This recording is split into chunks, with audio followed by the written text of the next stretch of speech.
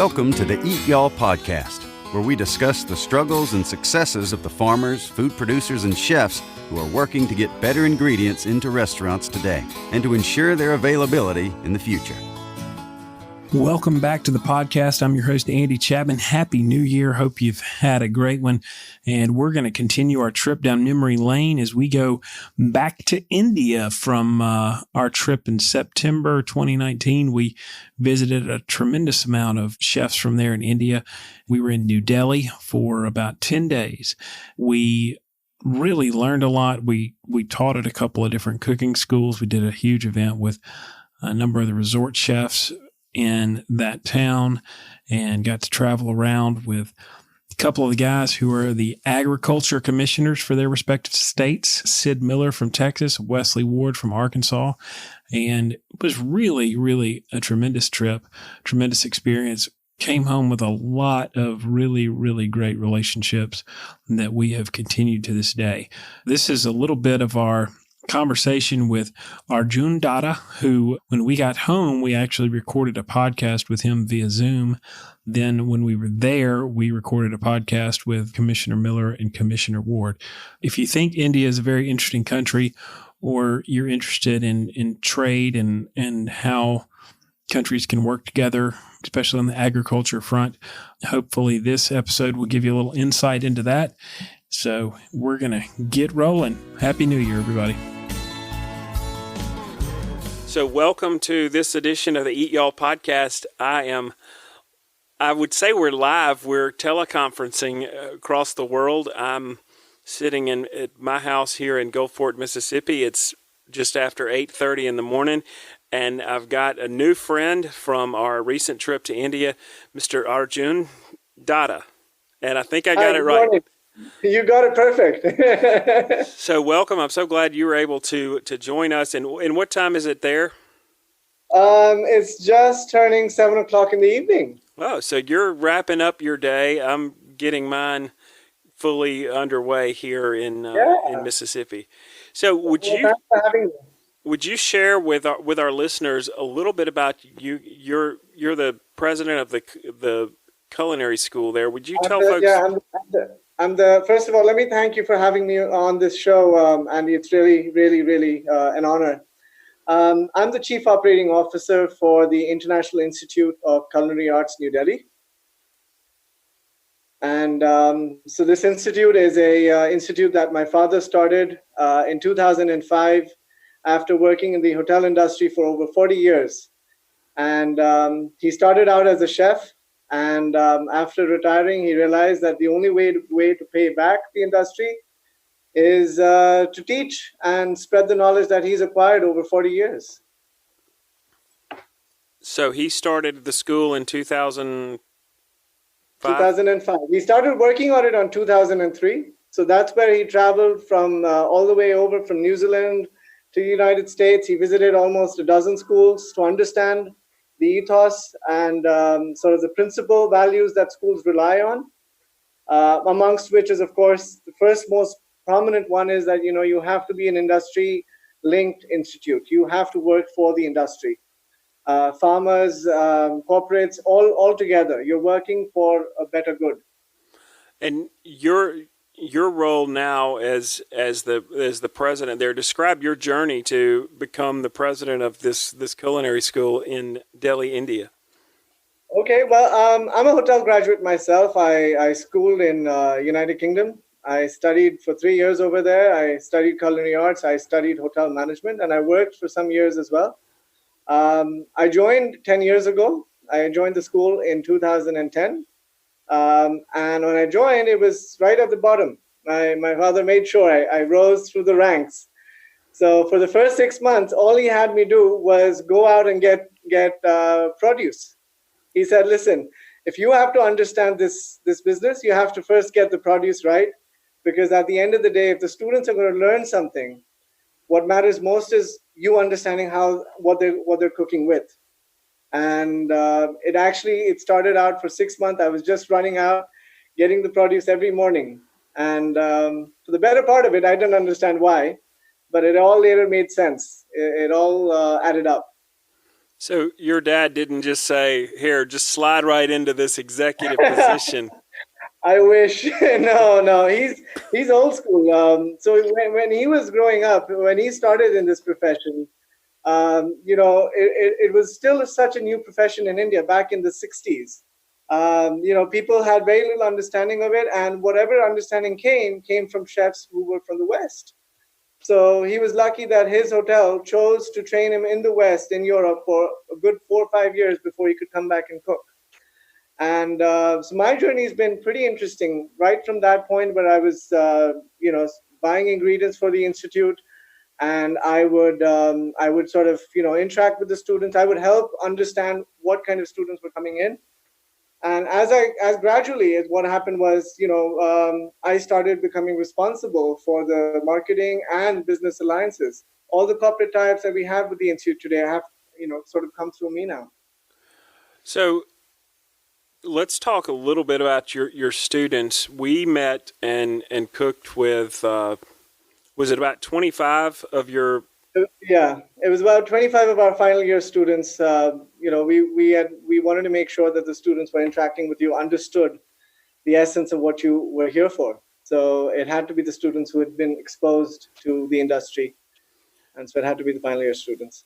Well, and we were very impressed with your students and their engagement and their obvious love for cooking. Several of your guys have kept in contact with me on WhatsApp and asking questions about various aspects of what we did over there. And one of them sent me a video about the Satsuma products that he just was raving about, and just loved the flavor profile. He was like, "This is what I make," and and somebody's got it in a bottle. He was really excited about that. But talk about what makes your students so special. Quite frankly, we're very lucky, by the way, to have the students we have. From the beginning, we were very clear about something, and I think it was almost by accident. When we started, very few people understood this profession in this country. I mean, very few people sort of made it their first choice as a profession. And so when we started, we said, something, we're not going to choose who joins and we shouldn't choose. People should choose this profession, and we should be the medium through which they become a chef. So to be honest to that, we said anyone from any background can join this institute. So we allowed engineers, we allowed lawyers, we allowed doctors, and as a result of which, you had a group of 25 students, which was a combination of people who were mechanical engineers or something else before that. But today, when they stood with you in that kitchen, they had left all that behind and knew exactly what they wanted to be now. Kind of like your journey, Andy, to be honest. Well, that's very true. When you fall in love with food, it can take you a lot of very, very interesting places, can't it? It can, and it's very contagious. I mean, when you hear other people talk about their journey, like, when they heard yours, I still heard the same children talk to me only 2 days ago. They said, "Thank you so much for bringing us so close to a person who is so inspiring and to a cause that is so gravitating, that we want to do something as good as that for our society." That is amazing. That's very kind. So, one of the guys we visited with, and you and I already talked before this podcast about how great I am with all the new names, but one of them told me he was a tax accountant. That he was working on all of that before he got in the kitchen, and that's pretty amazing. And we've seen that same thing here with people who just said, "Hey, I want this as a career where I'm doing something I love every day." Is that something that parents in India? I know here it's like, you should grow up and be a doctor or a lawyer. You should get an engineering degree and go to school, and then even teaching, education, whatever. There's some kind of chosen professions that we have elevated and said, well, these are quality things that you should become. Is the culinary industry over there, is that a revered profession for most parents of students? It's pretty much the same thing as you just put it. For the longest time, doctors, lawyers, engineers were the first choices. Very few families, and I don't blame the families as much, because I think it's a dual responsibility. The industry also has a role to play in this. how much of the industry appreciates skilled workers. At the end of the day, this is a skill. And if the industry respects and sort of encourages new chefs to join, and not just gives managers and the sort of the director positions the highest order, automatically families are going to encourage their children to become chefs. So it's a dual responsibility. And yes, I think it's pretty much the same case in India as it was, as you're describing, as it is in the United States. Families have always encouraged children to choose orthodox careers, but now it's changing as well. We're very lucky that for the last 15 years that our school has been observing, at one point in time, it used to be parents who used to bring their children once in a while and say, become a chef. You're not that great in studies, so you might as well do this. Now it's the other way around. The bright kids bring their parents and say, explain to my father why I should be a chef. So it's kind of transformed from one point of view to the other. And people are now choosing this career. Earlier, the career used to choose you. A chef's career used to choose a person basis of he or she wasn't good in speaking, or wasn't a great marketeer, or didn't have good skills otherwise. But now it's the other way around. They're upgrading the position. Do you guys, you mentioned marketing, and I think that's one of the fascinating things here. Sometimes there are some really talented people who are in the kitchen, in the back of the house, and who may not be the strongest at managing their personal brand and sharing their dishes and their stories of what they cooked on Instagram or Facebook or whatever. Do you guys talk to your students about marketing your dishes and your personal brand? I'm not sure if we specifically isolate it to marketing, but we do address a very serious subject now, Chef, that has been going on for almost a good 3-4 years at least, if not longer. The role of a chef outside the kitchen is becoming more demanding. We just had a convocation of our latest batch of students, by the way, who just graduated. And we had a panel discussion on this, as a matter of fact. We discussed what are the roles that are now adding on to cooking that a chef must acquire. And if he doesn't, it's not that he'll stop to exist. It's just that his growth will just be a little slower. You hit a glass ceiling because, organizations, whether it's yours or someone else's, they're expecting a little bit more. They're expecting the chef to sort of, make every other role obsolete because they feel that the chef can do it best. Who better to talk about the dish than the person who's created it? Exactly. I mean, you don't need sales managers and marketing managers to talk about the food. They can talk about every other part of the experience, but the food, I think, and the person who's created it has all rights. And I feel like when we went to the Oberoi, the Leela Palace, the Trident, and even a couple of other properties that we visited, the executive chefs or the head chefs in some of the individual restaurants were some of the brightest, most well-spoken ambassadors for that food. They weren't just, okay, well, this guy obviously can cook and order food well, but I felt like there was a bigger role that they were taking on as the executive chef for some of these places over there that we had 130 chefs in their organization at the Shangri-La. That's a lot of cooks in the kitchen, right? That's a lot of cooks. Look, it's not by chance. I think that's all deliberate. Hotels are now looking for people with that kind of talent. And what we are seeing in the industry now is, when students are getting selected for management trainee programs, hotels are designing kitchen management trainee programs specifically to develop future leaders. They're looking for executive chefs who can do much more things than just cook, because cooking is one part of it. We've always maintained at the institute that cooking is one facet that you're going to have, and no one's going to be able to take away from you, but you have to acquire other skills. My own father, he worked in the kitchens for 15 years till he decided that if I have to help the kitchens, I have to do it from the outside. I have to reach the board level to be able to help what is going on in the kitchen. So he had to acquire those skills as well. So he didn't get trained necessarily in management and all those things. No, until after many years later.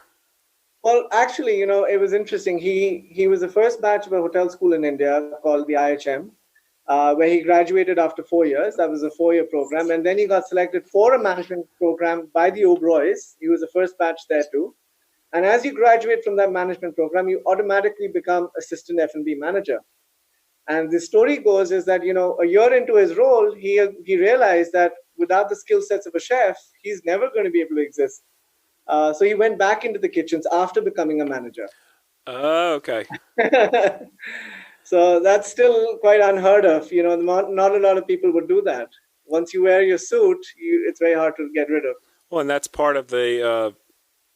I feel like the places we went, there was a distinct sort of pecking order of this guy's the manager wearing the suit, the servers are wearing this, the line cooks are wearing this, the head chef didn't actually have the big hat.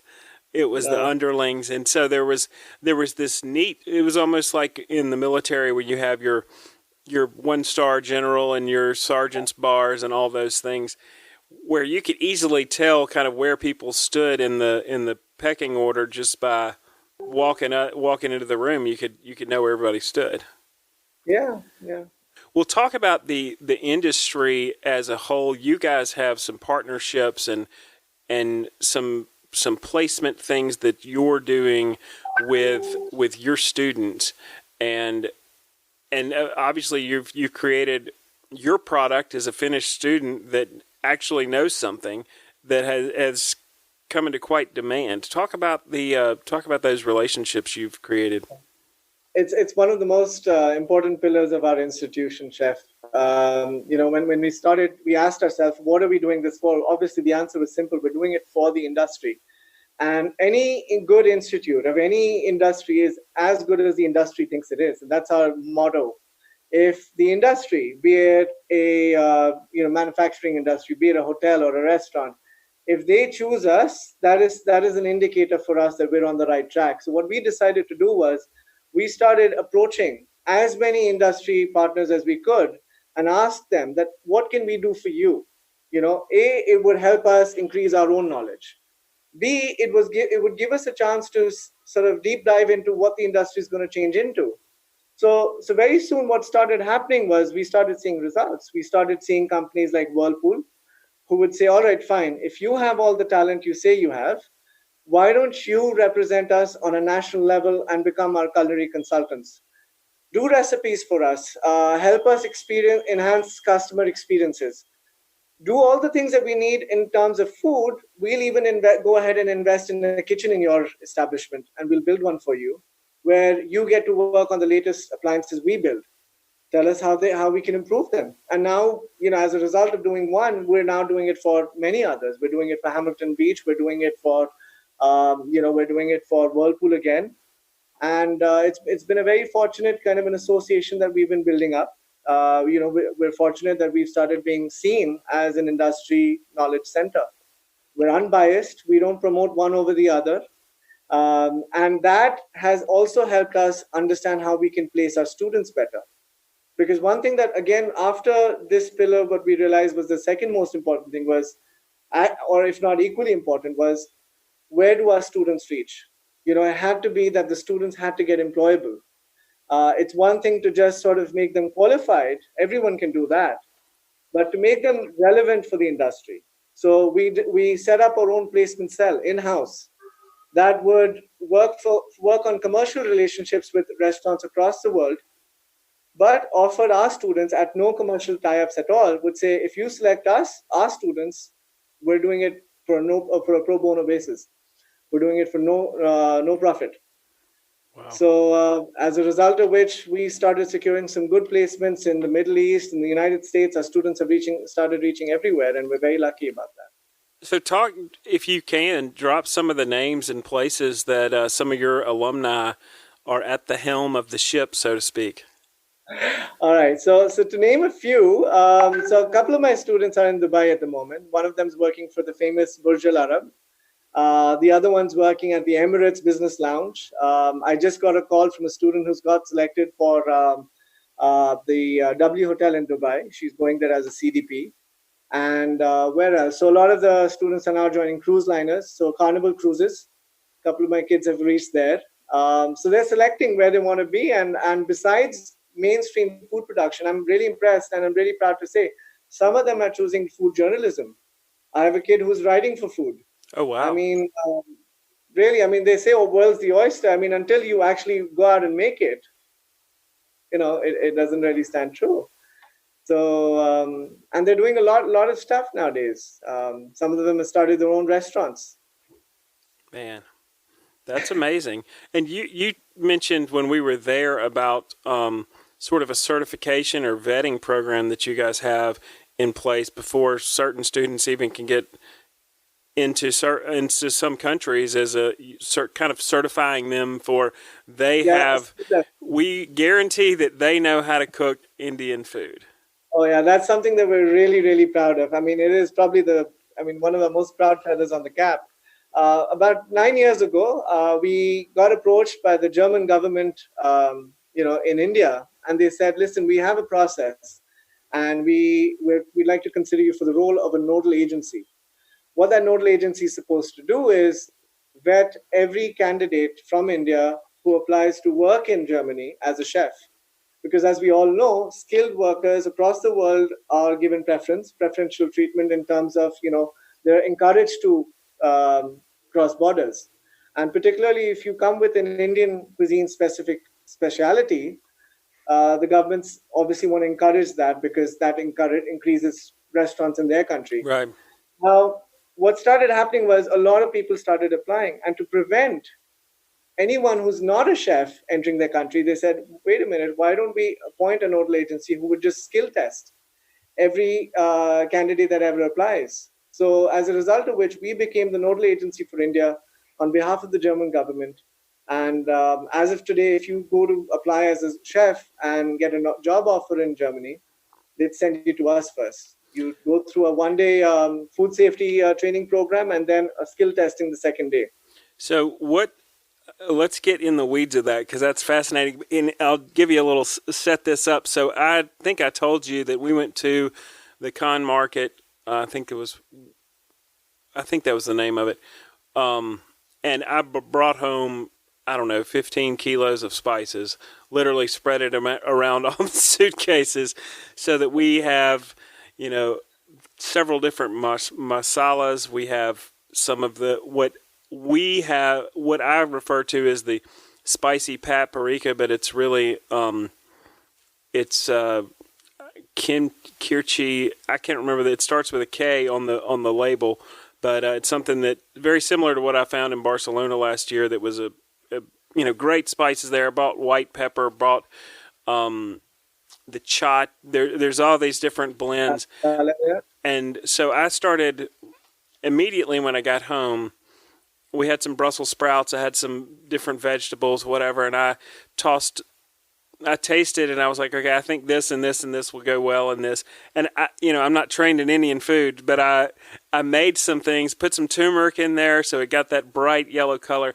And my friends are all like, "Oh, that's Indian food." And I said, "I don't know that you would call that Indian food. You can call it Andean food, because it's flavors that I recognize from over there, but I'm not sure the preparation methods are exactly the same." But if I were to go through that training, would there be a tandoor? Like, are there specific? Okay, make a dal, make the naan bread, make the chicken tikka, make the kata. I'm butchering all these names of things that I had 20 times. But is that kind of the baseline? Like we would say, okay, make a gumbo, grill a steak, smoke a brisket. Yeah, exactly that, Chef. I mean, when are you still referring to the candidates who apply for the visa? I'm wondering, you talked about the skill testing day. Skill testing, yes. So for that, we make sure that the menu is chosen by the candidate himself, so as to just make sure that we're not influencing what he cooks, number one. But then, yes, there is a set structure. So you have to make 2 starters, both it could be on the tandoor or on the pan, because Indian starters can be chosen on either side. It needn't always be on a tandoor. There are a lot of starters that start and finish on the pan. So, but as long as you do 2 starters, 1 veg, 1 non-veg, it has to be a non-vegetarian gravy. It has to be a vegetarian gravy as well, either a rice or a roti. That's it. So 5 items in total. You have to cook it. You're given 4.5 or 5 hours to prepare it, just as everyone else. We provide all the ingredients. You cook it the way you would. And what we're really looking for, I mean, let you in on a little secret, what we're really looking for is we're not looking for avant-garde cuisine. We're looking for the person to be able to demonstrate that he, in fact, is a cook. And to do that, you're looking for hygiene. You're looking to observe that he is, in fact, working as a chef would in the kitchen. So we're observing while they're preparing the cuisine, the dishes. Number 2, we're trying to understand whether he has basic understanding of why he's doing what he's doing. Right. And number 3, he should be able to assess that while he presents the food on the table for us to taste, he can assess that it's cooked and it's not raw. Because these are the most 3 important things that a chef should do. We're just looking for that. We're not looking for molecular gastronomy. We're looking at, can you cook a dal right? Can you cook that chicken right without having it, pink on the inside? And that's it. Because at the end of the day, that's the caliber that the restaurant owners hopefully looked at before selecting their person. And they obviously have other resumes and other things that they're going to bring with them. So you're going to have a lot of different skills, but they've at least that's the baseline. They've got to be able to actually cook, and then they can head off. Actually cook. We're not looking for fancy platings. We're not looking for lines on plates. We're not looking for fancy garnishes. We, in fact, tell them, don't waste time with those things. Concentrate on basic cooking. Even at the Institute, that's actually an ethos that we developed and sort of encourage at the Institute. When we teach our students, we tell them that, look, we're going to send you out of here with 2 things, hopefully. 1, we're going to make sure that you understand cooking principles. In 2 years, you should be able to understand what is roasting, poaching, braising, all the cooking techniques. Right. 2, we want to send you out with the right attitude, because there are a phenomenal amount of great chefs out there. I mean, you would continue learning for the rest of your lives. Absolutely. But there's not a chef out there that we haven't met who hasn't said, you know what, don't focus on teaching them fancy platings. Don't focus on anything else besides good attitude and the basics. Because kids miss that. Chefs nowadays are missing those 2 things. Yeah. Well, and I feel like we had some talks about philosophy, and, we talked about what we at Eat Y'all use the term thoughtful sourcing and knowing more than just, okay, well, I got a box of this from wherever, but knowing a little bit more, or a lot more in many cases, about the ingredients. And I think that was something that your students and you also kind of said that was really important for you guys, is knowing about the ingredients and the farms that you're supporting. We mentioned that earlier. Talk a little bit about the connection with the ingredients and the importance of ingredients that you're seeing inside the school there. Okay. Well, first of all, I'd like to give you credit for that, because you instigated a really good discussion on that day, and it's been following through since then. My students have been asking, how do we understand more about this? As a matter of fact, I'm proud to share that today I took my students. There was a conclave happening in New Delhi by the Indian Federation of Culinary Arts. And there was this whole topic that they were exposed to about how the Indian regulatory authorities are changing how labels are being done for produce. Because a lot of it depends on what these companies do, these supplying companies do about the produce being packaged. So if I look at a packet of tomatoes, earlier it probably wasn't as regulated to print the name of who grew the tomatoes. Slowly but surely, people are now encouraging it. And the more students ask, the more chefs ask about this, I think the faster it's going to happen. So as an institute, what we do is we endorse the idea of knowing your farmer, knowing the source. So what we do is, at the beginning of their session, we take them to a farmer's market on the very first day. Within the first week at least. And we tell them that, look, you should be buying from farmers as much as you should be buying from anywhere else. For one reason, you probably get it at a very good price. For second reasons, you'd understand the concept of what is in season. I think what is really missing nowadays is people forget to ask what is in season. Yeah. We had started falling into a trap as a society. We started choosing produce that was actually supposed to be only available in summers. We started asking for mangoes in winters. We shouldn't have. I think that's going to confuse the farmer and, more importantly, put him out of a job, because now the cold storage guys get to supply. And let's be honest, when you get something that is in season on the other side of the world, but it has to get to you, you're paying more for it, and it's not the same flavor as the thing that came straight down the 20 miles or even 120 miles away, or I don't know how many the kilometers that is, but no, but just to sort of re-emphasize this, we do something for our final year students. We make it a part of their curriculum. They have to curate a pop-up restaurant designed completely by them. It happened a few weeks ago. So what they have to do is, as culinary students, they have to design a complete theme of a restaurant, where they have to go and buy the vegetables, buy the produce. They have to go and design a menu. And during that process, we explain to them the learning objective is you'll understand why you're doing something, particularly when you have a price attached to it. So when they have to sell that menu, and if it's anywhere more expensive than a certain percentage of cost, they get an indicator that what have they done wrong? Well, the answer is they've chosen carrots in summers, whereas it's a winter vegetable. Yeah, that's sorely missing from education. I feel like the thought of buying the best in season products that you can, and of course there's a lot of things that, like rice and things that are completely. I mean, there's a season. Our friends are harvesting rice right now in the U.S., but there's a lot of shelf-stable things out there as well. But there's so many things that people are paying a premium price for. And it's going to get worse, I feel, because there are a lot of discussions in the fraternity here as well, the chef's fraternity, that we're just overusing two staple ingredients. We're using wheat and rice. That's the major problem in India. We're overusing it now. And we're coming to a point, either we're going to grow allergic to it, that can also happen, or second, we're just going to stop using the other grains that we have. India has hundreds of grains. Right. And as a society, we have a responsibility. As chefs, we have a responsibility to promote the other grains too. Yeah, and if you stop buying from a farmer who's growing the other 98 grains that are out there, eventually they'll quit being available. It's economics at work there.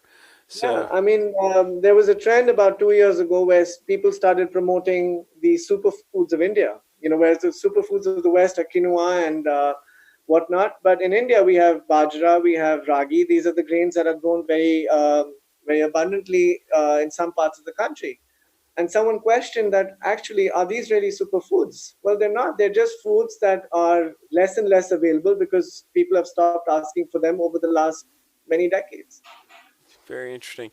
So as we talk about, our mission there for our listeners, you and I have talked about this, but was to bring a lot of U.S. products from the southern part of the U.S. for not all of which are available to purchase even yet, but some of the chicken and some of those things are. But what are partnerships and opportunities that you see between the farmers and producers in the U.S. and the Indian market, as you kind of have your finger on the pulse of what's available in the market over there, and you kind of work with some of the top hotels and those sorts of places? What options are you seeing out there?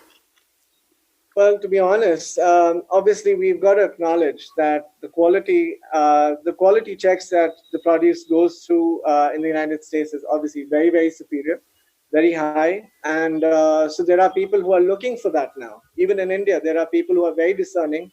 They'll want the best quality chicken. And no matter where it comes from, as long as it's sourced thoughtfully, it is sourced for the right reasons and at the right time, they don't mind spending a little extra or actually going that extra mile to source it. At the end of the day, I've actually, in fact, met a chef today. He said, I've established a business in India, by the way. This is This has actually happened this afternoon. I met a chef. He was from Sweden. He's a part of the World Chefs Organization. And he said, listen, I've just set up a business in India last year. My job is to import chicken from the United States, lamb from some other country. Probably New Zealand. Was it No, New Zealand? It wasn't New Zealand. He said, I'm going to be sourcing these things and bringing them to India because there are people who are looking for those things in India. Wow. So the future is bright, and there are people working on the industry side over there to help bring things in. Because I know, and just, inside baseball, it's been a little bit tough to figure out all of the different tariffs and customs and all of the things to get it through there. And I know that obviously many people have figured it out and kind of done the legwork, and you're not just going to walk up and, be able to import whatever. But I think that's really exciting to share with our producers and farmers that there are people on the Indian side of the world pulling along with the pushing that we're doing to help share those ingredients and help these farms that we work with that are growing some of the best stuff on earth to get it to more places.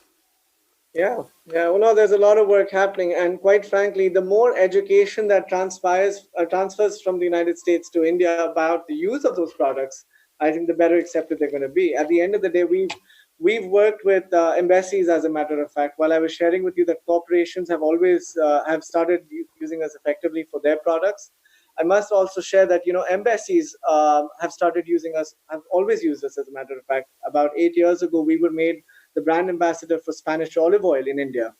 So my father became the brand ambassador for Spanish olive oil. He traveled to Spain, understood how olive oil is pressed in Spain, came back to India, and this is, by the way, 8 years ago when olive oil had just entered. He came back to India to give only 1,000 cooking demonstrations across Delhi to teach people how to use olive oil in Indian cooking. And from there on, we've worked with many embassies on the same front of teaching people that if you use a produce from the West correctly rather, the producer's actual benefits would be best reaped. That's amazing. That kind of makes me want to come back and do like a couple of weeks of barbecue class and learn all the sauces and how to cook all the different meats with smoking, with grilling, with different wood types, and kind of open the floodgates of barbecue, because that's one of the things that I kept hearing over and over: the smoked chicken and the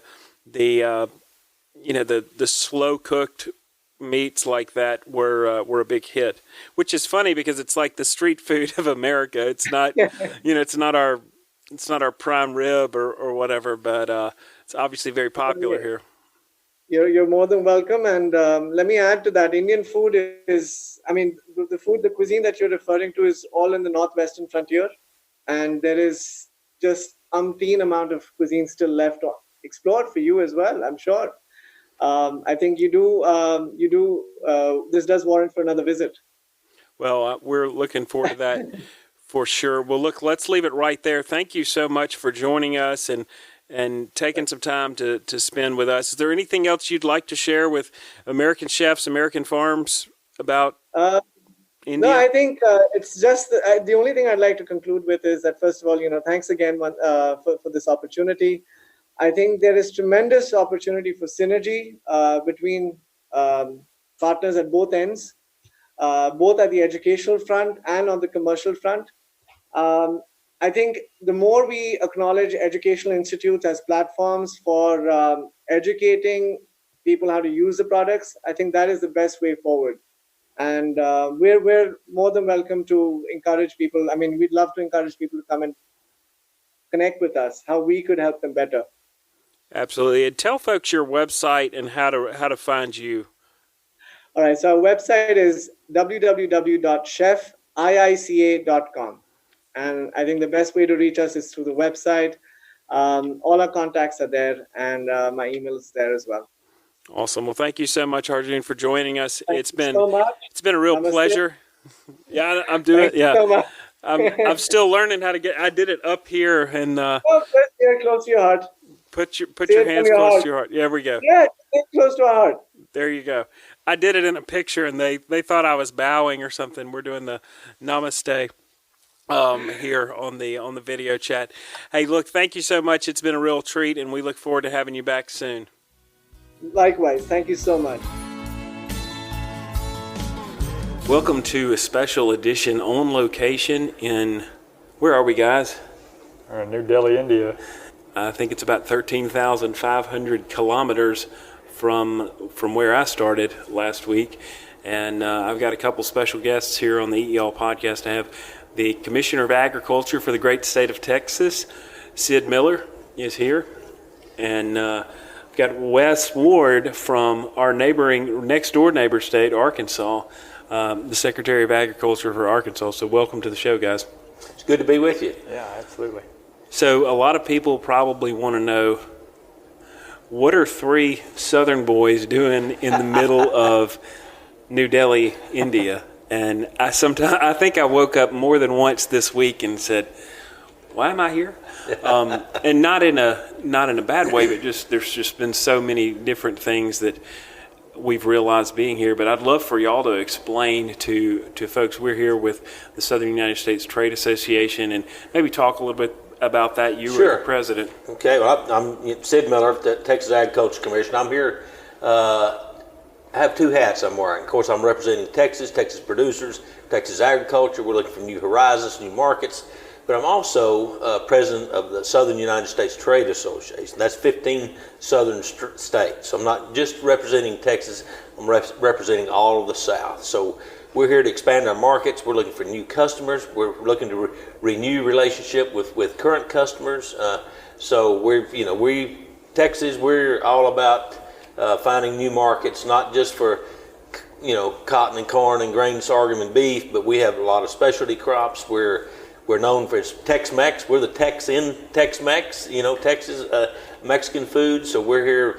We represent chip makers, salsa makers, chipotle, rubs, anything that has to do with peppers and seasonings from beef jerky, anything that's Tex-Mex or anything that's Texas. We represent over 1,700 members in our Go Texan marketing program. Most of those are small to mid-sized companies, so we're here on their behalf.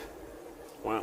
And Wes, how about yourself? Yeah, so a lot of the same points that Commissioner Miller mentioned, and would just say that it's an honor to be here with him as the president of SUSTA, and to be here with other members, other companies from throughout the southern part of the United States, and to be able to represent the broader region, but for Arkansas as well, and Arkansas producers and Arkansas agriculture industry. For us, poultry is a big part of what Arkansas agriculture is. Almost 50% of our cash value in agriculture comes from the poultry industry, and to see the work that's going on here in India with the poultry industry, with USAPEC, and the work that they're doing, and the potential market opportunities for that's very exciting for us as a state. But just a great opportunity for us as individual states, as well as the region, for the southern U.S. to be here. In America, we like to try new foods. We like to, we'll have Italian food or Indian food or Mexican food. We like to try new things. So same thing here. We want to introduce the country of India to the southern U.S., to our ag producers, to our food products, to the things that we consume there, and open up those horizons for them, and create those relationships to really create those opportunities for our producers back home in the U.S. and create mutually beneficial relationships with the country of India moving forward. So under the umbrella, or the hat, as our Texas compadre here said, under the hat of SUSTA, how many different food and food product type brands are represented here in India with SUSTA? Well, we have several companies. Well, I know we have 3 companies from Texas here. We've got a guy that imports black-eyed peas, chickpeas, lentils. We've got some people that represent the beer industry, the liquor industry. Distilleries are here. We've got another gentleman here that is representing Little Debbie, the McKee family that makes the Little Debbie cakes and the breakfast bars, and we've got a pretty wide assortment, pretty wide palette of companies here that are actually here to sell their products. And everyone that I've talked to, that we've been here a week, they're just ecstatic, very well pleased with the success they've had here. And that's great. I've heard in the chef side of things, we've done a lot of chef outreach, as you guys know. For our listeners, we spent a day in a cooking school here locally. We did another event with a restaurant and we hosted a bunch of chefs and sampled a lot of the products that SUSTA offers to India and the rest of the world. And the response was unbelievable to throw Southern flavors in all the Indian palates. And there's a lot of things that I was amazed at how well received it was, honestly. Sometimes I think if you took a lot of Indian food and took it to middle Mississippi, middle Arkansas, middle Texas, people might hesitate and be a little bit hesitant. But I feel like so many of the things we brought with us have just been well received. You guys have done this sort of thing before. What is some of the big successes you've seen? Well, I think on this trip, the obvious success is I think they are hesitant to try a product or buy a product that they've never tried before. So what you're doing in the chef schools, the chef demonstrations, the tastings at restaurants. We went to the Amity University and we're before probably 150 students that are in the culinary division, going to be chefs. Cooking chicken and waffles. Telling somebody about chicken and a waffle. I mean, really? That's a dish? I mean, but when they tried it, and you were there and cooking, and they actually, got to bite down on that and see how good it was. That makes headway. That opens a lot of doors. So we really appreciate, what you're doing. Bringing your culinary skills, sharing your, recipes and your cooking talents with these. Actually, these are not just any chefs. These are the top of the top Indian chefs. Many of them. So I talked to some of them that actually have restaurants in the United States. Yeah, we found that out. I was very surprised that some of these guys, I didn't know exactly what to expect, but some of them said, "Oh yeah, we'll have a restaurant in San Francisco, in Chicago, in New York, and we're opening one in Miami next." And sure. Yeah. And you're here at our event, yeah. And that's pretty amazing. And the response we've gotten on many of the products has been just mind-blowing, really. Yeah. And I'll add too, kind of what Commissioner Miller said. It's exciting to see established chefs here experimenting and trying U.S. products, Southern U.S. products, and meals and cuisine. But then, what you did yesterday at Amity University. The next generation of chefs, exposing them to U.S. agriculture and to U.S. food products, that's exciting. That's where you see the long-term continued use of and growth of U.S. products and Southern U.S. products in this market. Well, as we talk about the growth of the market, I know you guys have specific ag food marketing programs inside your states that work with restaurants. What should chefs in your state be looking for? How should they, as EATYALL helps connect chefs to better ingredients, when I walk them through the doors of Texas, and I'll frame this up by kind of saying this, that sometimes we'll meet a chef in South Georgia and I'll end up telling him about 3 farms within 40 miles of him that he didn't know existed, but we found them through our EATYALL channels, and then the chef's like, "Oh, well, I didn't know we could get that." So as we have chefs all over that listen to this, what resources do you guys offer in your states for chefs to find better ingredients in your states? Well, we have the Go Texan program, which is our marketing program. We pull down specialty grants, and we partner with those people. Some things that are exclusive to Texas, like wild-caught Gulf shrimp. You don't really think of that as an agriculture product, but to chefs, the quality of shrimp is just, as you know, nothing better than wild-caught, organic, basically wild-caught Gulf shrimp. Texas is exclusively kind of known for our ruby red grapefruit. I mean, you can't get that anywhere but Texas. Actually, we're pretty well known for our wines now. We're winning. We have several award-winning wines, winning large wine competitions. Things you might not know is that we're the third largest state in distilleries. So we have a lot of spirits made right in Texas. That's kind of another secret that's not known. Yeah. And people can find out that information at what's the website for that? TexasAgriculture.gov Okay. or GoTexan.org. GoTexan.org or TexasAgriculture.gov. Okay. And chefs, y'all can go find probably a lot of products that you've may never have heard of, and sign up for our Go Texan e-zine. We put out one once a month, and we'll feature half a dozen to a dozen of our Go Texan members with those specialty products. All right, now I'm gonna pose that same question to you, Wes. In Arkansas, I know several chefs that are just doing amazing things in Bentonville. The culinary scene there is exploding, and usually that happens in conjunction with lots of small farms really producing high quality ingredients that support those restaurants. What's on the scene in Arkansas? Yeah, so certainly Northwest Arkansas is a rapidly growing part of the state. With the headquarters of Walmart, headquarters of Tyson Foods, large population growth up there.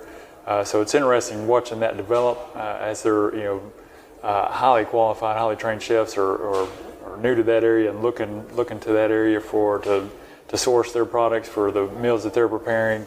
But really throughout the state, very similar to what Texas has and their program. We have an Arkansas Grown program. So that continues to grow every year. We work very close with our hospitality association. So I would say for chefs, whether they're in Northwest Arkansas or anywhere throughout the state, Little Rock, Northeast Arkansas, otherwise, there's a lot of really good Arkansas producers that can help them source the things that they're looking for, whether it's specialty crop products, anything in between that they need that they can find there locally without having to bring from a further distance. That sounds great to hear all those things happening in culinary, and I want to thank you all for the work you're doing, and for I know it's been quite a journey to get here and long hours meeting with all the different stakeholders, and it's been a lot of fun getting to know you guys this week, and we hope to see you for a steak in Texas soon, and we can eat steak in Arkansas, or we'll cook some chicken. We'll eat some chicken in Arkansas. We'll eat some chicken. It's been a while since we had any steak, not since I left Texas. It's kind of forbidden here in India. At least beef steak is. I've got a guy bringing me a bone-in ribeye when I get off the plane. Oh, boy. He's going to bring me one from his farm, and we'll get right on that as soon as I land back in closing, I'd like to say this. We consider ourselves, lucky in America. I mean, most of us have a good doctor that we can go to. You can't say that just anywhere you go. And most of us have a pastor, a priest, or rabbi that we can, confide in. In a lot of countries, you can't do that. I have a couple of good lawyers in my contact list, just in case you need one. But here's what I want all your chefs listening to hear and to think about. Maybe you haven't thought about this in a while. Maybe you never have. But every day, for the rest of your life, 3 times a day, you're going to need a farmer. That's a pretty important occupation. Absolutely. It's hard to say it better than that. That's right. Have you practiced that? That's amazing. Well, that's great. Well, thank you guys both for sitting down and visiting with us. And I know you've got some things upcoming with a TV show and lots of things on the ag front. So y'all be sure and go to their websites and follow up with them. And we'll have show notes and more details about how to get in touch with these guys and their departments that have resources both for chefs and for farmers in Texas and Arkansas, and of course through SUSTA. Thank you guys. All right, thank you. All right, thanks. You've been listening to the Eat Y'all podcast, hosted by Eat Y'all founder and chief relationship officer, Andy Chapman. If you enjoyed this episode, it would mean the world to us if you'd join us in our mission to save family farms by subscribing and leaving a review. Even better, share this episode and follow us on your favorite social media account at Let's Eat Y'all.